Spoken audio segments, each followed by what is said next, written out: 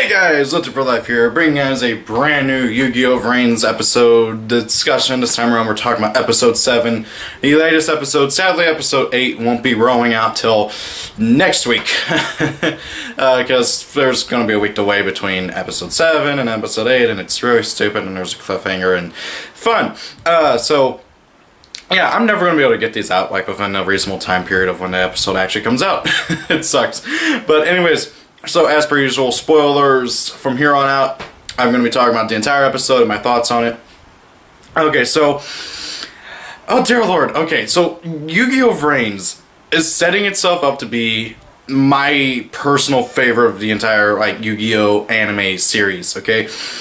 Every single episode has topped the last, and I have liked every single episode so far. I know some people hate it how it's slower paced and there's not a duel every episode. Well, there doesn't need to be a duel every episode, because whenever you do that, then, well, you don't get time to progress the plot and develop it fully. And so, with episode 6, all of episode 6 was dedicated to introducing us to Allie, Blue Angel, whichever name you prefer to call her, she's the same person, introducing us to her problems, her character, her ordeals, everything. And in episode 7, the ending of episode 7, because we were introduced to Allie in that full way, we were able to really get an understanding of her and her character and understand who she is, why she's doing what she's doing. The ending of episode 7 was far more impactful than what it would have been if episode 6 was just a duel. And holy crap, I have never almost come to tears with a Yu-Gi-Oh episode, and 7 almost did it. I almost did it, but I held it back and I did not cry. Almost did. And really, in all honesty, episode 7, if this is how the rest of the series is going to be, I can't wait. Because this is taking Yu-Gi-Oh to the next level. It's being more serious. It's being not just another kid's anime. It's not just being, oh, an advertisement for the actual card game. It's actually being an actual anime with the, card games theme along with it. Kind of like the original series, and to an extent 5Ds as well, and GX was kind of, sort of, but that had a duel every episode practically. But really, in all honesty, it really does set the tone for the rest of the series, and I love that.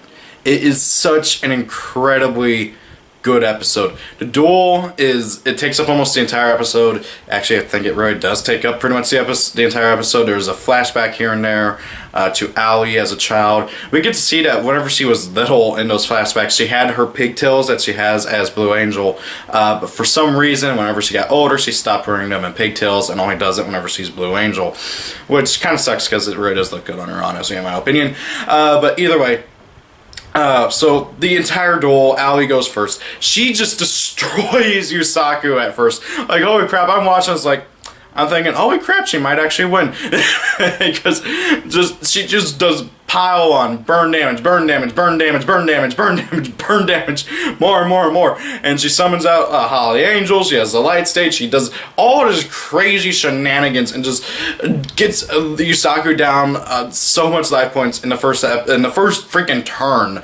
And, she's still got a back row or two, and it goes over to Yusaku, and yeah, he opens okay. He's able to get out Deco Talker first turn, but Deco Talker gets wrecked during the battle phase. And I love it because she's seen him duel on however many times, and she's taken his strategy into account so that she can counter it and everything. And I love that. She doesn't activate Trickstar reincarnation right away. She waits until the battle phase so that when Deco Talker's already attacking, Yusaku will draw a bunch of cards off of reincarnation, take 800 burn damage off of there is something, I can't remember that Trickstar, the level 3 Trickstar, and then oh hey, Holly Angel goes up to 28, and then Deco Talker can't cancel the attack, he dies, and then the only thing that keeps Yusaku alive the next turn, because keep in mind there's no main phase 2, so he can't set cards main phase 2, the only thing that keeps him alive is summoning Salvant Driver. That's the only thing, which I love it. So the duel goes back and forth here and there, and throughout this entire duel, we're seeing Blue Angel. She's really trying to prove herself, and this entire time, Yusaku and Ignis are like worried that, okay, is she a Knight of Hanoi? Is she being used by them and she doesn't know it? What's going on? They're trying to figure it out, and then she draws the Knight of Hanoi card, Dark Angel. And whenever she draws it, she kind of like gets shocked by it, and she's fine at first. And it's not until she activates it the next turn, during Yusaku's turn, that she succumbs to the mind control, big time. So Yusaku goes, and it's his turn, and he does his stuff. He's getting whittled down more and more. And basically, it gets down to the point where the only card that she has left in hand is Dark Angel, and that's the only thing that will save her. So she uses the effect, and the instant she uses the effect to stop Yusaku's attack, she gets basically completely taken over by the Knights of Hanoi. She gets swelled up by this darkness, and she basically goes into a berserker state similar to that of Yuya's back in Arc V. She even makes a JoJo reference, yelling "Muda, Muda, Muda." I don't watch JoJo. I don't care for JoJo, but I've seen so many freaking references to JoJo at this point that I can recognize it without even having to watch the anime. And it just she goes completely crazy, and I know and I know for a fact it was a technical glitch, but like whenever she starts going insane, my video of it, it corrupted for a second there, and it got super pixelated, and the pixels only covered Blue Angel. So it was like, oh, that's cool. That's a really smart idea. You know, she's, you know, that's her avatar in VRAINS. So of course that makes sense that, oh, if her avatar's getting corrupted, of course it'll get digitalized. And I'm like, oh wait, no, it's just a glitch with the streaming service. And I'm like, crap. But still, that was really cool. Saizen, or whatever his name is, I forget what his name is, her older stepbrother, he gets a lot of character development in this, because up to this point in the anime, we've only seen him as being an uncaring jerk.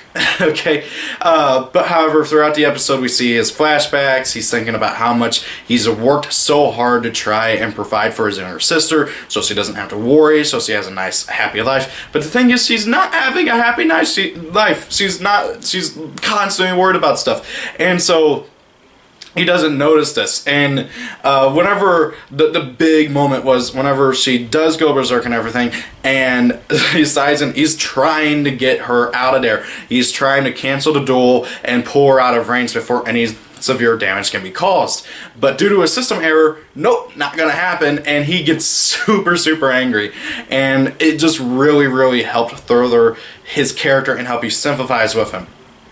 So, through some shenanigans, Yusaku ends up powering up Deco Talker to like 4,800, or actually it's probably like a lot higher than that, and, sorry, it wasn't Deco Talker, it was Enko Talker. He summoned Enko Talker, and he basically just OTKs Blue Angel in a single hit, and this is where the series really, really took a big step, in that, whenever Blue Angel lost, we get to see kind of like inside her mind as she's falling, and her angel wings disappear in a sense that she's lost her wings. And that is such a emotional and deep like part of this episode, and I absolutely just freaking loved it. It was so symbolic and everything, and makes me wonder where her character is going to go after this, because we know for a fact that she's in a coma from here on out till who knows when. And we don't know to the extent of what that card did to her and her psyche. Was that just a one-time thing? Is she going to be slowly corrupted over time now? Is she going to be a straight-up full-on Knight of Hanoi supporter and part of their army and everything? How is that going to happen? Like, is she going to like become evil and everything? And heck, judging by how the new Link monster was announced, I know that like those new Link monsters that like are in that like special pack that's coming out in the next V-Jump, it's completely and totally separated from like the anime and everything. But judging by how that's Bloody Mary as our next Link monster that we're getting, like other than that, and also Sweet Devil, I really, really get the feeling that she's gonna turn evil, and that's gonna be so incredibly weird, because never before I mean, okay, yes, we've had mind control of every single female main character, but never before have we seen them turn completely and totally evil. I mean, yes, Alexis was mind controlled for a bit in the Society of Light. Teo was mind controlled by Merrick, and Akiza was mind controlled by Sayer or whatever his name was, and then Yuzu got mind controlled. I don't know about Kotori, but apparently she got mind controlled too. I never watched that far into Zexal, but from everything that we've seen so far, it's been mostly like she pretty much willingly wanted that card. She wanted the power to be able to defeat Playmaker and prove to her brother that she's able to be by herself and not need the support of others. So I get the feeling that she might willingly join the Knights of Hanoi. For how long, I don't know, but I get that feeling. So overall, this episode was great. I hate how episode 8 isn't going to come out like right away. We gotta wait another week, and that's annoying, but oh well. This episode was great. Episode 6 and 7 is so far my favorite pair of episodes of the series so far. What are your guys' favorite episodes? I know this is kind of brief, but like I watched this a few days ago and I don't have the time to go and rewatch it again, so I'm like going off of my memory and everything. This was such a great episode. I want to go and watch it again. I really do, but I just don't have the time. But in all seriousness though, this was... VRAINS is just absolutely freaking amazing, and I can't wait till like we get more of it. I hope to God that it doesn't get destroyed with the dub, because my biggest issue with Arc V was the voice acting with the dub. Like seriously, oh my god, I've never had an issue with the voice acting in Yu-Gi-Oh's dub anime until Arc V. Arc V's dub was terrible. So hopefully with VRAINS' dub in the future, it's good, so I can go back and legitimately want to rewatch it over again, and have a legitimate reason other than just wanting to rewatch it for the heck of it. Another thing I do want to mention, I freaking love Ally/Blue Angel. She's my new favorite female main character. Just 2 episodes, and it's amazing just how much that just shows how much care and development they're putting into the characters of this series. When just with 2 episodes, and I know I'm not the only one who has just absolutely freaking loves Blue Angel/Ally, because she's becoming a new fan favorite, and like everybody freaking loves her. I was watching the comments and like everybody was like, "Oh my god, this character's my new favorite," and she might not be out of commission for a few episodes. I don't know. So do you guys feel the same way about Ally/Blue Angel? Do you like her? Is she your new favorite female character of Yu-Gi-Oh! Series? Or is Akiza, Alexis, Taya, Kotori, I guess, Yuzu, still your favorites, whatever. Thank you all for watching. Hope you guys enjoyed the video. Have a great day. If it's your birthday, happy birthday, and see you all later. Peace out. Goodbye. Legend for Life. Just wanted to give a quick shout out to my 2 Patreons so far. To my 2 wonderful Patreons, Cambrock223 and Night Zone. You guys are incredibly awesome, and it just, I can't express my thanks enough. Thank you guys both, and I hope everybody has a great day. See y'all later. Peace.